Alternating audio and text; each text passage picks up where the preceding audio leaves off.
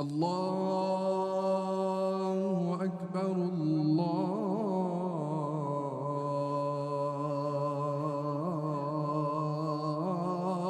الله أكبر.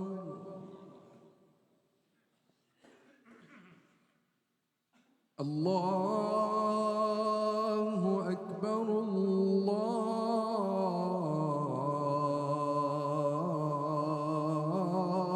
الله أكبر.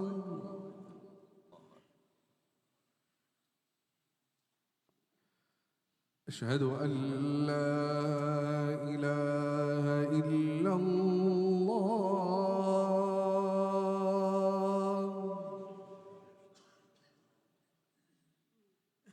أشهد أن لا إله إلا الله.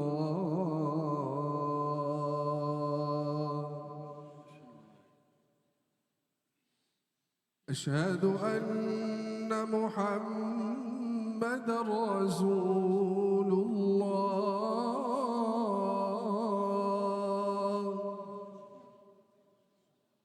أشهد أن محمدًا رسول الله.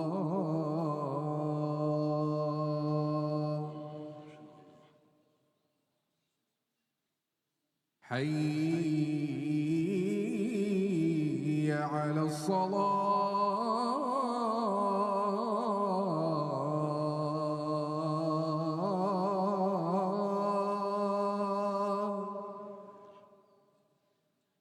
حي على الصلاة.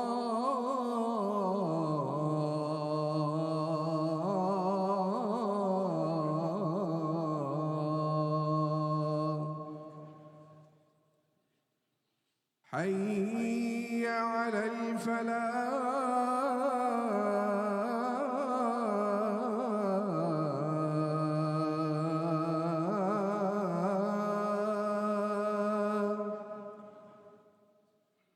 حي على الفلاح.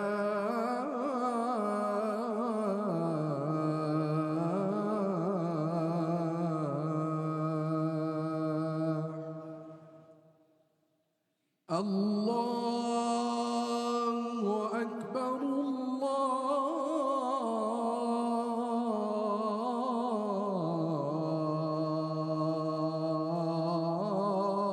الله أكبر. لا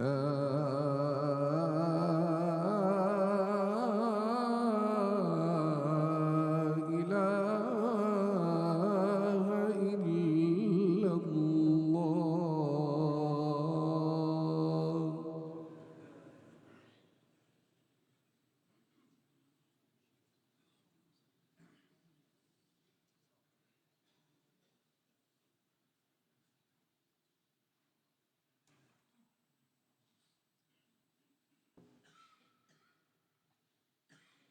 الحمد لله رب العالمين. الحمد لله يا ربي، لك الحمد كما ينبغي لجلال وجهك وعظيم سلطانك. الحمد لله الذي بتحميده يستفتح كل كتاب، وبذكره يصدر كل خطاب، وبفضله يتنعم أهل النعيم في دار الثواب، وبعدله يشقى الأشقياء في دار العذاب. وضرب بينهم وبين أهل النعيم بسور له باب، باطنه فيه الرحمة وظاهره من قبله العذاب. ونتوب إلى الله توبة من يوقن أنه هو رب الأرباب ومسبب الأسباب، فهو سبحانه مع كونه غافر الذنب وقابل التوب شديد العقاب. وأشهد أن لا إله إلا الله الواحد الأحد، لا رب غيره، ولا معبود بحق سواه، وأشهد أن محمدًا عبده ورسوله وصفيه وخليله، ابتعثه الله على حين فترة من الرسل،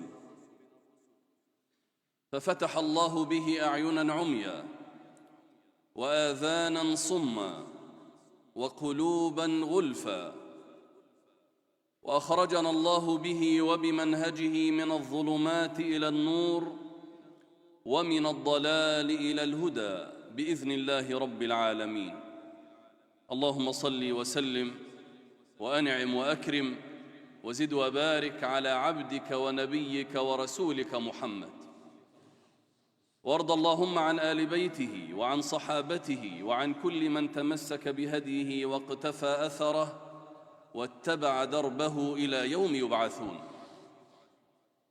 وبعد، فإني أوصي نفسي المقصرة وإياكم بتقوى الله، فاتقوا الله عباد الله، جعلني الله وإياكم من عباده المتقين.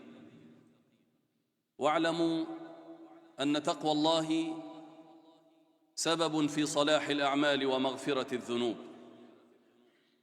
يا أيها الذين آمنوا اتقوا الله وقولوا قولاً سديداً يصلح لكم أعمالكم ويغفر لكم ذنوبكم، ومن يطع الله ورسوله فقد فاز فوزاً عظيماً.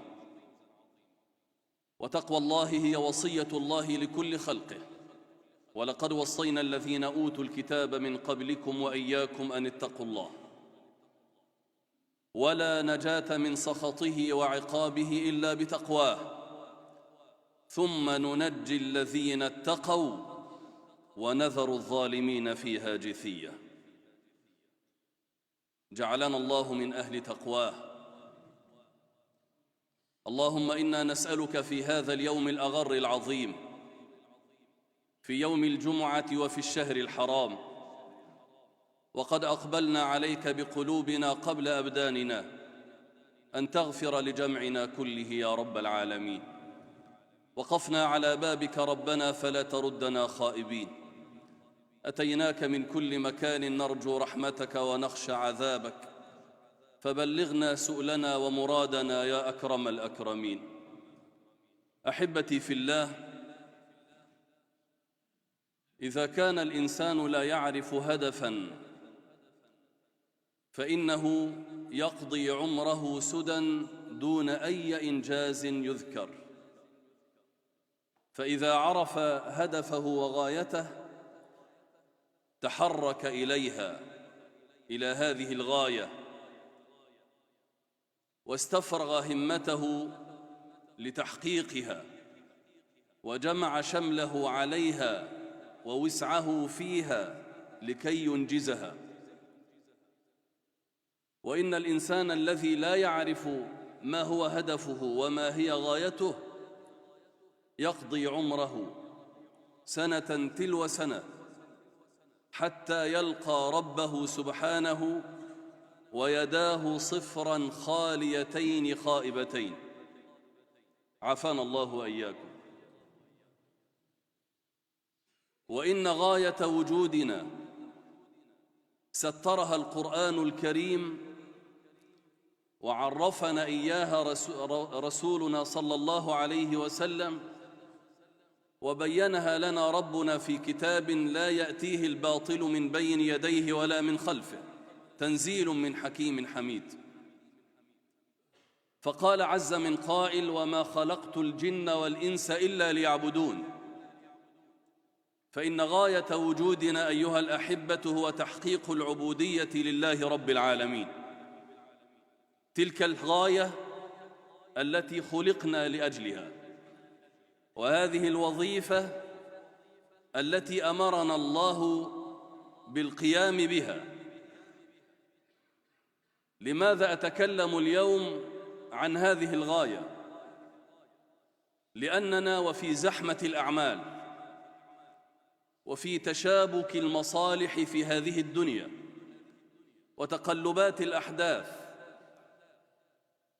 وخاصة ونحن أقلية إسلامية في مجتمعات مغايرة في الثقافة والدين، أدعى أن ننسلخ من هويتنا ونذوب وثقافتنا، فكان ولا بد أن يذكر بعضنا بعضا بأصل الحكاية وبأصل الأصول. فإن الإنسان إذا سلك طريقا وطال الطريق قد ينسى المنطلقات، وقد يتوه من تحت قدمه الطريق فيزل يمنة أو يسرى، فكان ولا بد من التذكير. ولذلك قال ربنا: وذكر فإن الذكرى تنفع المؤمنين. بل وكان الصحب الكرام رضوان الله عليهم وبينهم رسول الله صلى الله عليه وسلم يقول أحدهم للآخر: هيا بنا نؤمن ساعة. لماذا يقول ذلك وليسوا بمؤمنين؟ اللهم بلى، بل هم سادة المؤمنين بعد الأنبياء، لكنه يقول له ذلك لأن الإيمان كما قال رسولنا صلى الله عليه وسلم يبلى كما يبلى الثوب الخلق، فيحتاج إلى تجديد إيمان وتجديد عهد مع الله تبارك وتعالى. كلنا إذا سئلنا عن غاية وجودنا ذكرنا الآية الآنفة التي ذكرتها الآن: وما قال سبحانه: وما خلقت الجن والإنس إلا ليعبدون. غير أننا في معترك الحياة تضيع منا البوصلة وتضطرب، فكان ولا بد من التذكير. مهمتي ومهمتك هو أن نكون عبيدا لله تبارك وتعالى. غاية وجودنا جميعا أن نحقق هذه العبودية في أنفسنا لله رب العالمين. وظيفتي ووظيفتك هو أن نكون عبيدا لله تبارك وتعالى. وأي شيء آخر غير هذه الغاية هو أمر من اثنين لا ثالث لهما: إما أنها وسيلة معينة على أداء هذه الغاية فأكرم بها من وسيلة، وإما أنها عائق يحول دون أدائنا لهذه الوظيفة، فنسأل الله العافية من ذلك. مهمتنا إذن أن نحقق العبودية في أنفسنا لله رب العالمين.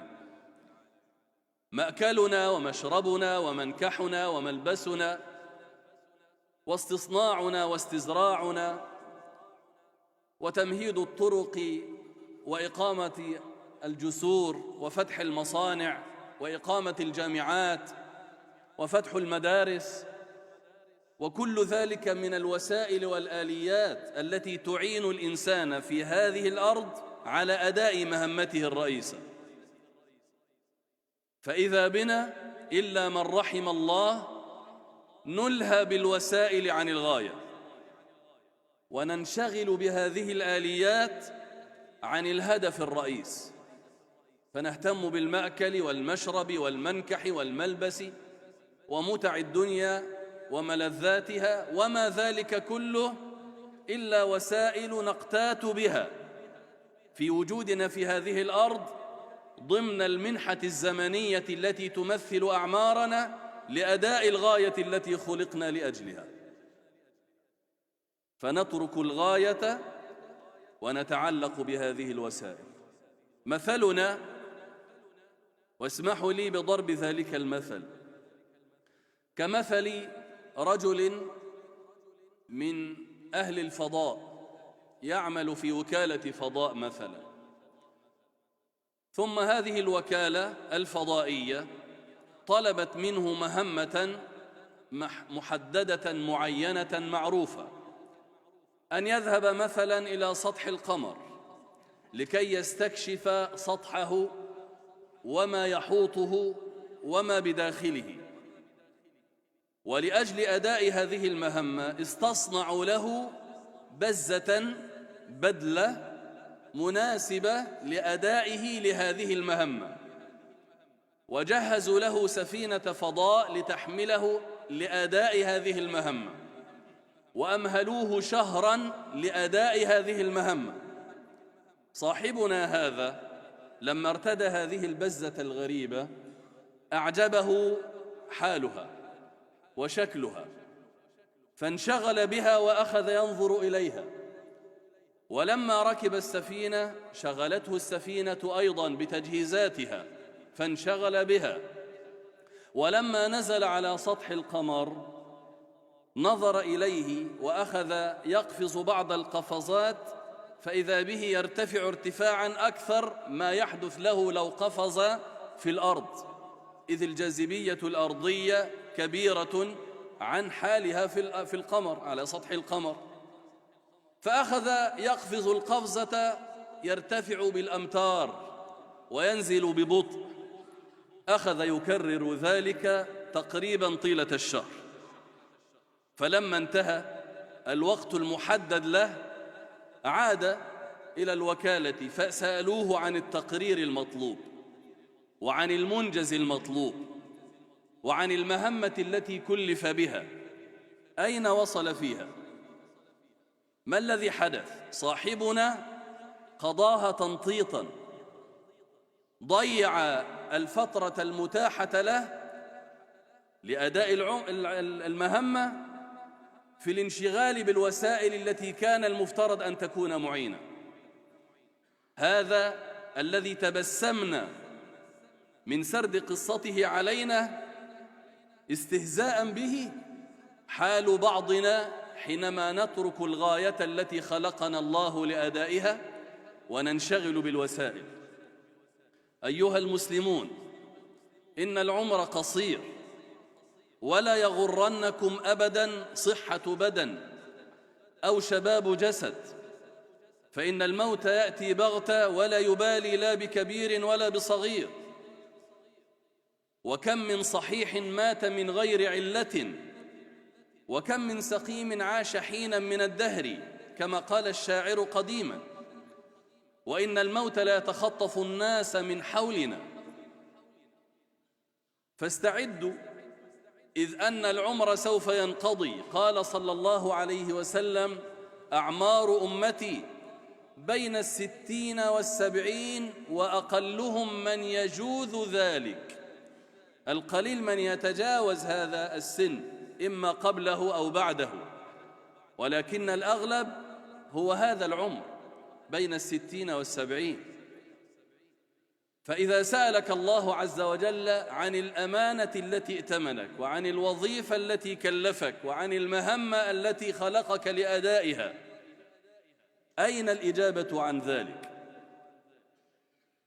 العبادة ما قصدت أبداً أنها مجرد الشعائر فحسب، هذا جزء من العبادة، لكن العبادة في مفهومها الواسع اسم ووصف شامل يشمل كل ما يرضي الله تبارك وتعالى. فكما أن صلاتك هي عبادة لله عز وجل، فصيامك عبادة لله تبارك وتعالى، قراءتك للقرآن عبادة، وفي الجانب السلوكي برك بأبويك عبادة لله تبارك وتعالى، إحسانك لجارك سواء كان مسلما أو غير مسلم عبادة لله تبارك وتعالى، أمرك بالمعروف ونهيك عن المنكر، نصرتك للمظلوم وللحق وأهله، قولك الحق أمام أهل الباطل، كل ذلك من العبادات، كل ذلك مما أنا وأنت مطالبون ضمن العبادة التي هي مهمتنا لله رب العالمين. روى البخاري ومسلم في صحيحيهما من حديث معاذ بن جبل رضي الله عنه وعن الصحابة أجمعين قال معاذ: كنت ردف النبي صلى الله عليه وسلم، يعني خلفه، أركب خلفه، فقال: يا معاذ، أتدري ما حق الله على العباد وحق العباد على الله؟ قال: قلت: الله ورسوله أعلم. قال: حق الله على العباد أن يعبدوه ولا يشركوا به شيئا، وحق العباد على الله ألا يعذب من لا يشرك به شيئا. قال معاذ: قلت يا رسول الله أفأبشر الناس؟ قال: إذن يتكلوا. قال الراوي: وحدث بها معاذ عند موته تأثما، أي أن معاذا رضي الله عنه وهو يموت خاف أن يلقى الله ولا زال عنده من قول رسول الله صلى الله عليه وسلم ما لم يبلغه، فحدث بهذا الخبر عند موته. إذن فالعبادة غاية وجودنا ومهمتنا ووظيفتنا، وهي قبل ذلك حق الله علينا، حق الله على العباد أن يعبدوه ولا يشركوا به شيئا، كما أنه سبحانه وتعالى أحق على نفسه وأوجب على نفسه أن من كان له عبدا دون شريك أدخله الله عز وجل جنته. قال: ألا يعذب من لا يشرك به شيئا. إذن العبادة ليس المقصود الشعائر فحسب، وإنما هو اسم جامع لكل خير. تصحبنا العبادة منذ أن نفتح أعيننا في أول اليوم إلى أن نغمضهما في آخر اليوم. صلاتك، حركتك، سكنتك، أقوالك، أفعالك، في كل شيء. هل رأيتم ديناً يجعل إماطة الأذى عن الطريق شعبة من شعب الإيمان؟ إنه الإسلام. قال صلى الله عليه وسلم: الإيمان 67، أو قال 70 شعبة، أعلاها قول لا إله إلا الله، وأدناها إماطة الأذى عن الطريق، والحياء شعبة من الإيمان. هل رأيتم أن القرآن كما قال عنه رسول الله صلى الله عليه وسلم: رب قارئ للقرآن والقرآن يلعنه، لأنه اهتم بالشعائر فتلا القرآن، اهتم بمبناه وليس بمعناه، اهتم بحروفه وليس بحدوده. يقرأ في كتاب الله عز وجل: ألا لعنة الله على الظالمين، ويظلم غيره. ويقرأ: ألا لعنة الله على الكاذبين، ويكذب لأتفه الأسباب. يدخل إلى المسجد فيركع ويسجد، في حين أن الصلاة من لوازمها أنها تأمر الإنسان بالخير وتحجبه وتمنعه وتحجره عن كل سوء. إن الصلاة تنهى عن الفحشاء والمنكر، ومن لم تنهه صلاته عن الفحشاء والمنكر فلا صلاة له. هذا اختزال للعبادة حينما نختزلها فقط في الشعائر من صلوات وصيام وقيام وتلاوة للقرآن، في حين أن هذا النوع من الشعائر التقصير فيه قد يغتفر لأنه حق الله عز وجل، في حين أن بقية صنوف العبادة خاصة المتعلقة بحقوق الناس فإنها تجعل الإنسان مرهونا بأداء الحقوق لأصحابها. وكم من أناس كانوا لله راكعين ساجدين، يصومون النهار ويقومون الليل، غير أنهم من أكلة حقوق الناس، فحجبهم ذلك رغم عباداتهم أن ينالوا رضا الله تبارك وتعالى. ولعلنا نختم حديثنا، والذي به غدا على العصر إن شاء الله نبدأ كلامنا، ذلك الحديث الذي رواه لنا أبو هريرة رضي الله عنه وأرضاه، أن النبي صلى الله عليه وسلم سأل أصحابه ذات يوم فقال لهم: أتدرون من المفلس؟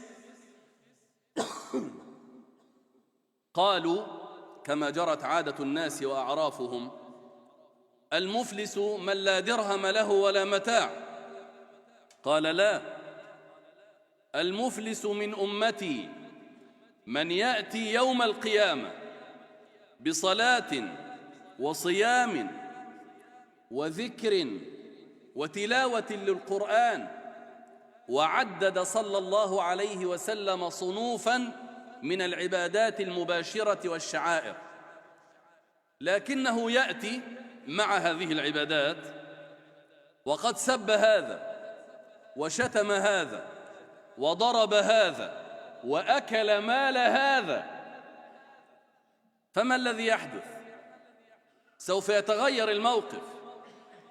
أول الحديث يتكلم عن عبادات، وآخر الحديث يتكلم عن عبادات مفقودة. فكان المآل والعياذ بالله أن طرحت سيئات أصحاب الحقوق عليه، ثم طرح الأبعد في النار. ما الذي حدث؟ الذي حدث أنه اختزل العبادة.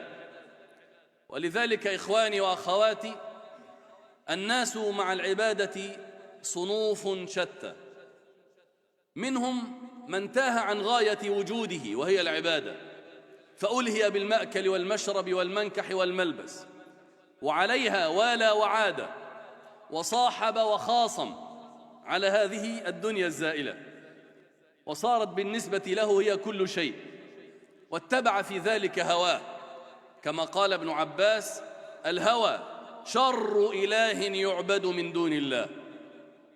وهناك من عرف الغاية وأنه مخلوق لأداء غاية وتحقيق هدف، وهو أن يكون عبدا لله، لكنه قصر في أداء هذه العبادة فاختزلها في الشعائر دون بقية صنوف العبادات.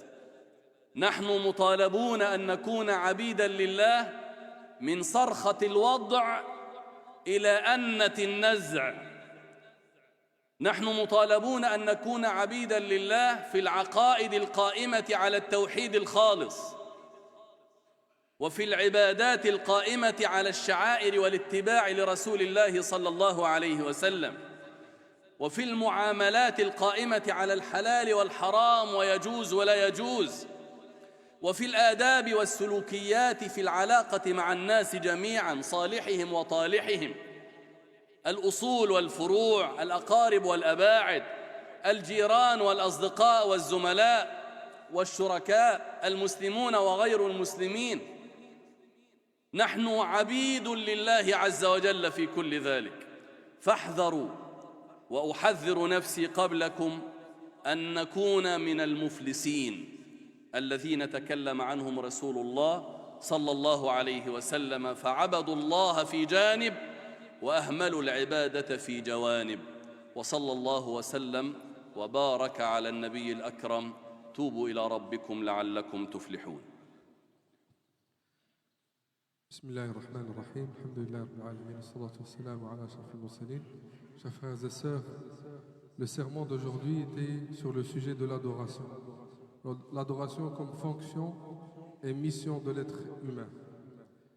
L'adoration, chers frères et sœurs, dans notre religion n'est pas limitée, comme a dit notre cheikh, et n'est pas limitée aux actes rituels comme la prière, le jeûne et le pèlerinage seulement, mais c'est un concept vaste et englobant toute action, toute parole et toute pensée qui plaît à Allah.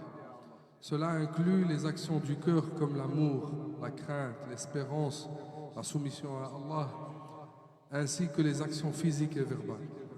Et selon le verset du Coran, Allah subhanahu wa ta'ala nous rappelle, il dit: « Et je n'ai créé les djinns et les humains que pour qu'ils m'adorent. » Et Allah subhanahu wa ta'ala précise le but de la création des êtres humains et d'autres créations, que le but de la création est de l'adorer. La fonction première de l'être humain est donc de vouer un culte exclusif pour Allah. Cela signifie que toute notre existence doit être orientée vers la recherche de l'agrément d'Allah subhanahu wa ta'ala. L'adoration, chers frères et sœurs, est un mode de vie. L'adoration en islam ne se limite pas aux rituels religieux. Elle inclut également les activités quotidiennes, s'ils sont accomplis avec l'intention de plaire à Allah, comme le fait de gagner sa vie de manière honnête, traiter les autres avec justesse et bonté, prendre soin de sa famille, et même des gestes simples comme le sourire est considéré comme un acte d'adoration s'il est fait pour Allah subhanahu wa ta'ala. Donc les différents aspects de l'adoration, comme le cheikh a rappelé, les adorations du cœur, les adorations verbales, les adorations physiques, comme la prière, ainsi que la foi, l'amour, la bonté, le conseil, la récitation du Coran, tout cela fait partie de l'adoration. Et pour conclure, l'adoration est la raison d'être et la raison de notre existence. Elle englobe tous les aspects de la vie et vise à faire de chaque action un acte de dévotion pour Allah subhanahu wa ta'ala. En réalisant cette mission, nous atteignons le véritable bonheur et le succès, que ce soit dans ce monde ou dans l'au-delà. C'est pourquoi il est essentiel pour chaque croyant de comprendre et d'incorporer l'adoration dans chaque aspect de sa vie, que ce soit du début de sa vie, depuis la naissance jusqu'à la mort. Et comme l'a rappelé le cheikh, Inch'Allah, il aura aussi un rappel et une conférence demain, samedi après Salat al-Asr. هذا والحمد لله رب العالمين. الحمد لله وصلى الله وسلم وبارك على نبيه ومصطفاه، وأشهد أن لا إله إلا الله الواحد الأحد لا رب غيره ولا معبود سواه، وأشهد أن محمدًا عبده ورسوله اختاره رحمة للعالمين واصطفاه. اللهم صل وسلم وأنعم وأكرم وزد وبارك على عبدك ونبيك ورسولك محمد. إن الله وملائكته يصلون على النبي يا أيها الذين آمنوا صلوا عليه وسلموا تسليما. اللهم صل وسلم وأنعم وأكرم وزد وبارك على عبدك ونبيك ورسولك محمد. اللهم واجعل اجتماعنا هذا مرحوما وتفرقنا بعده معصوما. يا رب لا تجعل فينا ولا معنا ولا بيننا ولا حولنا شقيا ولا مطرودا ولا محروما. اللهم أصلح لنا ديننا الذي هو عصمة أمرنا، وأصلح لنا دنيانا التي فيها معاشنا، وأصلح لنا آخرتنا التي إليها معادنا. يا رب اجعل الحياة زيادة لنا في الخير والموت راحة لنا من الشر.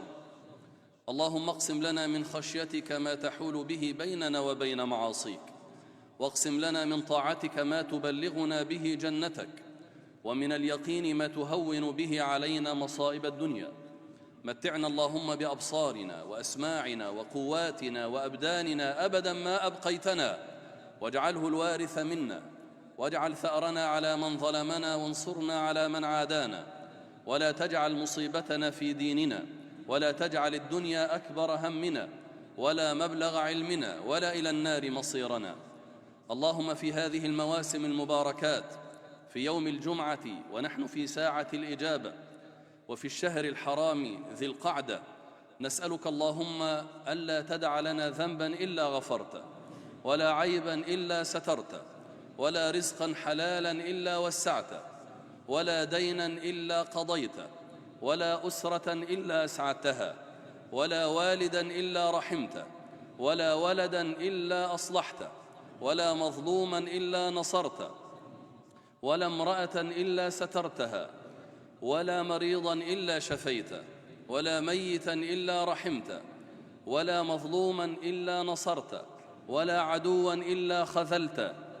اللهم إنا وقفنا على بابك نلوذ بجنابك، فلا تردنا خائبين. اقبل اللهم توبتنا، واغسل حوبتنا، واسلل سخائم صدورنا، وتول اللهم أمرنا. فرج اللهم همومنا، ونفس كروبنا، وأزل غمومنا. اللهم إنا نسألك الفوز عند القضاء، ونسألك عيشة السعداء، وفي الجنة نسألك اللهم مرافقة الأنبياء مع الشهداء والنبيين والصالحين. اللهم إنا نعوذ بك من درك الشقاء ونعوذ بك من سوء القضاء، ونعوذ بك من شماتة الأعداء، ونعوذ بك من السلب بعد العطاء. اللهم إنا نسألك بكل اسم هو لك سميت به نفسك أو أنزلته في كتابك أو علمته أحدا من خلقك أو استأثرت به في علم الغيب عندك أن تجعل القرآن العظيم ربيع قلوبنا وذهاب همومنا وأحزاننا. ذكرنا اللهم منه ما نسينا، وعلمنا اللهم منه ما جهلنا، واجعلنا يا ربنا نتلوه آناء الليل وأطراف النهار على الوجه الذي يرضيك وترضاه عنا. اللهم اجعله لنا مؤنسا، اللهم اجعله لنا مؤنسا ودليلا يا رب العالمين. واجعلنا وأبناءنا وأحبابنا من أهل القرآن الذين هم أهلك وخاصتك يا أكرم الأكرمين. اللهم إنا دعوناك لنا ولإخواننا ولأصولنا وفروعنا في هذه الساعة فاستجب اللهم لنا، وآخر دعوانا أن الحمد لله رب العالمين. وكما هي العادة أيها الإخوة، إخوانكم سوف يمرون عليكم الآن للنفقة على بيت الله تبارك وتعالى. أسأل الله أن يعطي كل منفق خلفه، وأن يتقبل منكم ويخلفكم خيرا في أنفسكم وذرياتكم إن شاء الله.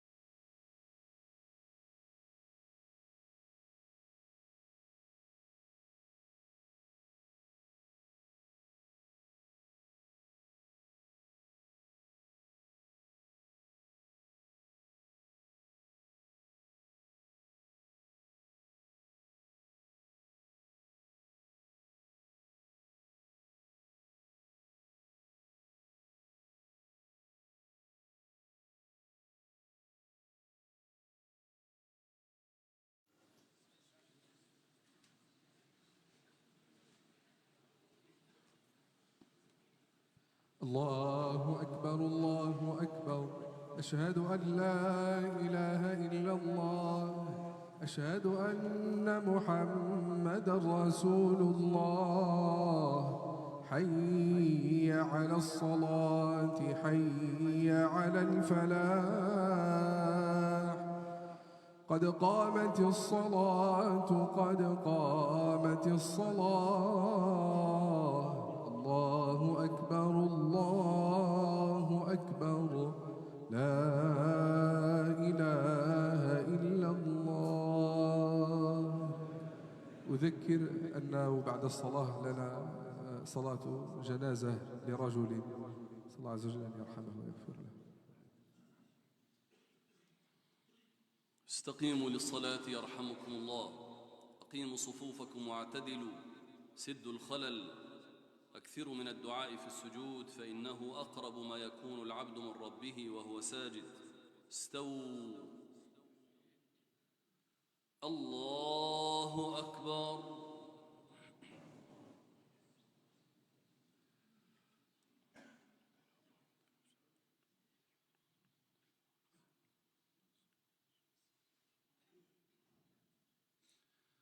بسم الله الرحمن الرحيم. الحمد لله رب العالمين، الرحمن الرحيم، مالك يوم الدين، إياك نعبد وإياك نستعين،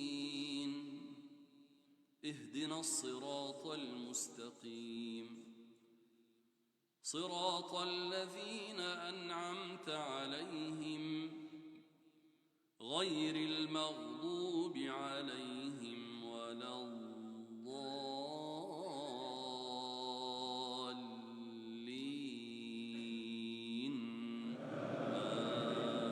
آمين.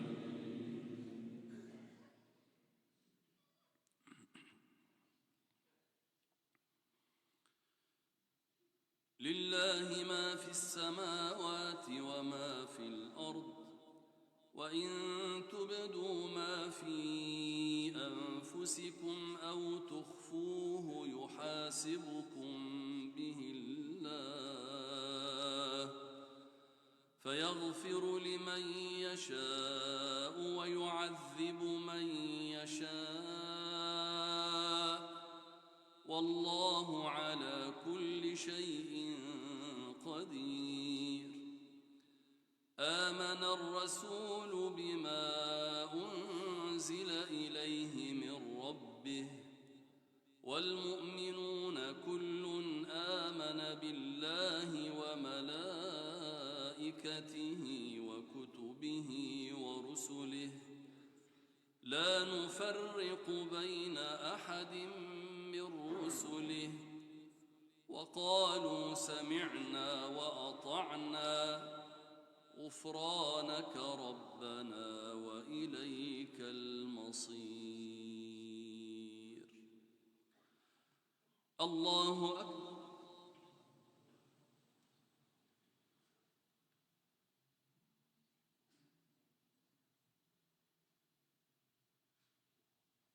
سمع الله لمن حمده.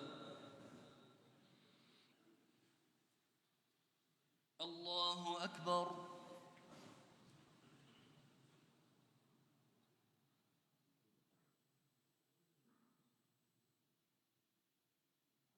الله أكبر.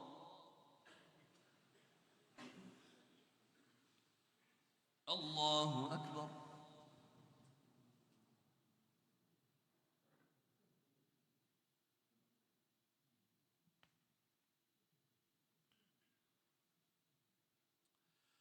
الله أكبر.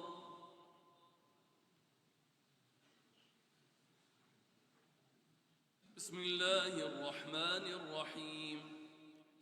الحمد لله رب العالمين الرحمن الرحيم مالك يوم الدين إياك نعبد وإياك نستعين اهدنا الصراط المستقيم صراط الذين أنعمت عليهم غير المغضوب عليهم ولا الضالين.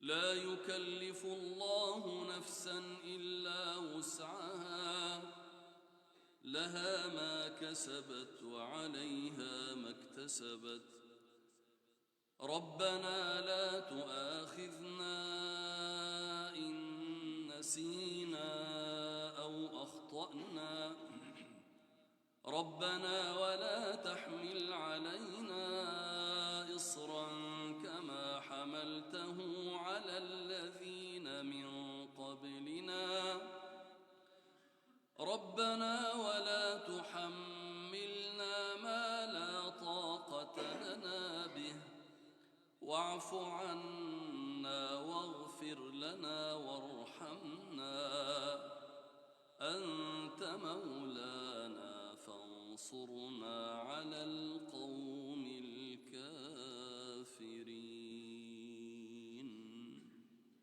الله أكبر.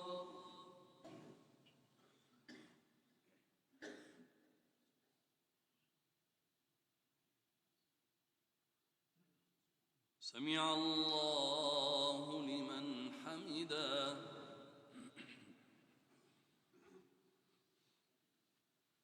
الله أكبر.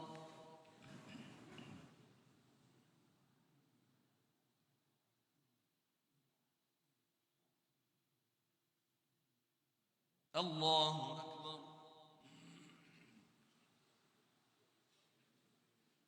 الله أكبر.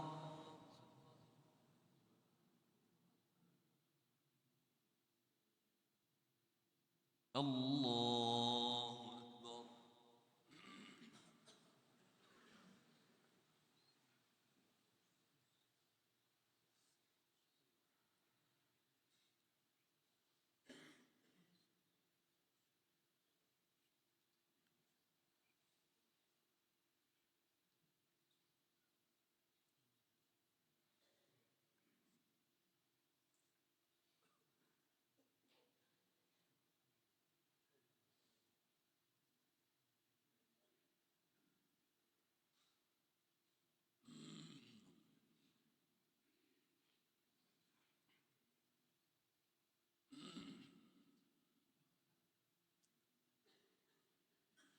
السلام عليكم ورحمة الله.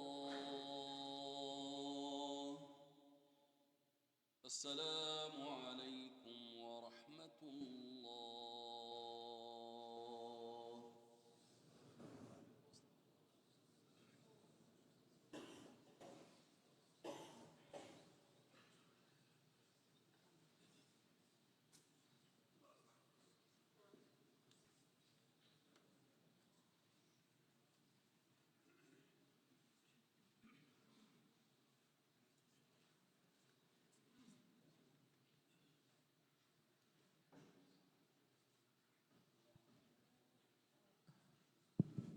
بعد إذن الشيخ ونحن في انتظار الجنازة